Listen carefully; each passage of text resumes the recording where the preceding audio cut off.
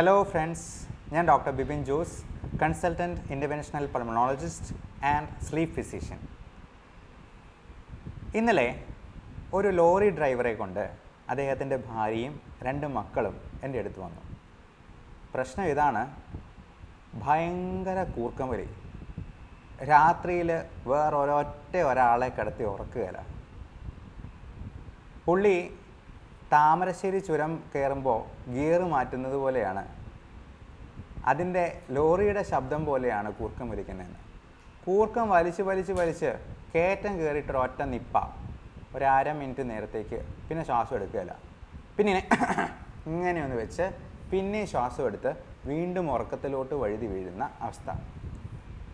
ഞങ്ങൾ പൾമണോളജിസ്റ്റിന് അതിനൊരു പേരും പറയും, സ്ലീപ്പ് അപ്നിയ.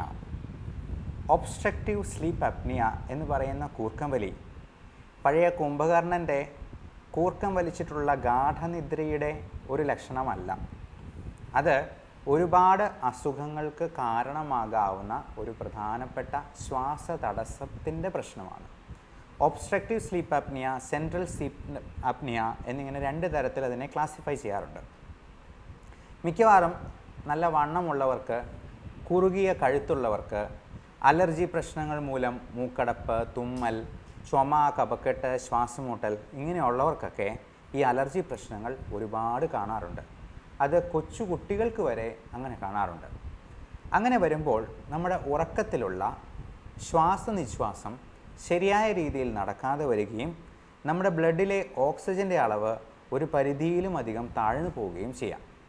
കുട്ടികളിൽ അത് മാനസിക സമ്മർദ്ദം, ഡിപ്രഷൻ, പഠന വൈകല്യങ്ങൾ തുടങ്ങി മുതിർന്നവരിൽ ഉറക്കത്തിലുണ്ടാകാവുന്ന ഹാർട്ട് അറ്റാക്ക്, സ്ട്രോക്ക് പോലുള്ള പ്രശ്നങ്ങൾക്ക് പോലും അത് വഴിതെളിച്ചേക്കാം. ഞാൻ പറഞ്ഞ് പേടിപ്പിക്കുകയൊന്നുമല്ല കേട്ടോ. നമ്മൾ ഇങ്ങനെയുള്ള നിസ്സാരമായിട്ടുള്ള പ്രശ്നങ്ങളെ എന്നാൽ അല്പം പഞ്ഞി വെച്ചിട്ട് നമ്മുടെ ചെവി അടച്ചു വെച്ചേക്കാം എന്ന് കരുതി അതൊരു പരിഹാരമായിട്ട് വിചാരിക്കരുത്. ഇങ്ങനെ വളരെയധികം ബുദ്ധിമുട്ട് അനുഭവിക്കുന്നവരുണ്ടെങ്കിൽ തീർച്ചയായിട്ടും ആശുപത്രിയിൽ വന്ന് സ്ലീപ്പ് ഫിസിഷ്യനെയോ പൾമണോളജിസ്റ്റിനെ കാണിക്കുക. അതിനൊരു സ്ലീപ്പ് സ്റ്റഡി ചെയ്ത് നോക്കുക. പോളിസോംനോഗ്രഫി എന്നാണ് അതിൻ്റെ ശാസ്ത്രീയമായ നാമം. അത് ചെയ്ത് നമ്മുടെ ഉറക്കത്തിലുള്ള ഓക്സിജൻ ലെവലിലും ECGയിലും വരുന്ന വേരിയേഷൻസ് കൃത്യമായിട്ട് നമ്മൾ ഒരു ഉപകരണത്തിൻ്റെ സഹായത്തോടു കൂടി റെക്കോർഡ് ചെയ്യും. അതൊരു ചെറിയ വാച്ച് പോലെ അല്ലെങ്കിൽ നമ്മൾ എക്സസൈസ് ചെയ്യുമ്പോൾ കിട്ടുന്ന ബാൻഡ് പോലത്തെ ഒരു സാധനമാണ്. നമുക്കതിൻ്റെ കുറച്ച് ലീഡ്സ് ഉണ്ടാകും.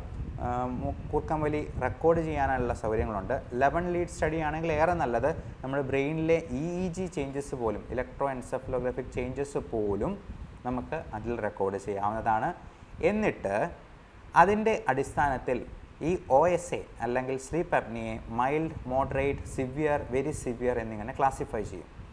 അത് മോഡറേറ്റിന് മുകളിലുണ്ടെങ്കിൽ തീർച്ചയായിട്ടും അതിന് ഏറ്റവും പ്രധാനപ്പെട്ട കാര്യങ്ങൾ എത്രയും വേഗം തന്നെ ചെയ്യേണ്ടതാണ്.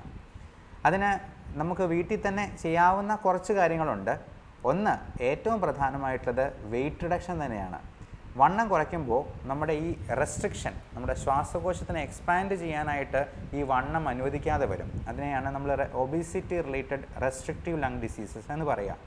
അപ്പോൾ 10% ബോഡി വെയ്റ്റ് റിഡക്ഷൻ കൊണ്ട് തന്നെ ആ പ്രശ്നം ഒത്തിരി സോൾവ് ആകും. അതിന് ബോഡി വെയ്റ്റ് റിഡക്ഷനുള്ള വെയ്റ്റ് ലോസ് മാനേജ്മെൻറ്റിനെ കുറിച്ചിട്ടുള്ള വീഡിയോയും കൂടി ഞാൻ എൻ്റെ യൂട്യൂബ് ചാനലിലുണ്ട്. Doctor Bibin Jose weight loss എന്ന് മാത്രം ഒന്ന് സെർച്ച് ചെയ്താൽ മതിയാവും. കൃത്യമായിട്ട് നോക്കിയെന്നാൽ അതുകൊണ്ട് വെയ്റ്റ് റെഡ്യൂസ് ചെയ്യാം. പക്ഷേ നമ്മൾ ഒരല്പം കഷ്ടപ്പെടണം, മെനക്കെടണം എന്ന് മാത്രം. ഇനി വെയ്റ്റ് കുറയ്ക്കാൻ തീരെ പറ്റുന്നില്ല, ഇതിൻ്റെ കൂടെ പ്രമേഹവും ഷുഗറും കൊളസ്ട്രോളും അതെല്ലാം ഇതിനോടനുബന്ധിച്ച് മെറ്റബോളിക് സിൻഡ്രോമിൻ്റെ ഭാഗമായിട്ട് വരാൻ സാധ്യതയും ഏറെയാണ്. ഫാറ്റി ലിവർ പോലുള്ള പ്രശ്നങ്ങളും ഈ കൂട്ടർക്കുണ്ടാകാം.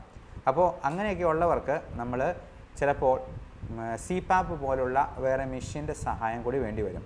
CPAP എന്നൊക്കെ പറഞ്ഞാൽ പണ്ട് ആൾക്കാർക്ക് അറിയത്തേയില്ലായിരുന്നു. ഇന്ന് ഇപ്പോൾ കോവിഡ് വന്നതിന് ശേഷം റെസ്പിറേറ്ററി ഫെയിലിയറുള്ള മിക്കവാറും ഒത്തിരി ആൾക്കാർക്ക് ഈ BiPAP മെഷീനും CPAP മെഷീനും ഒക്കെ. CPAP എന്ന് പറഞ്ഞാൽ കണ്ടിന്യൂസ് പോസിറ്റീവ് എയർവേ പ്രഷർ എന്നാണ്.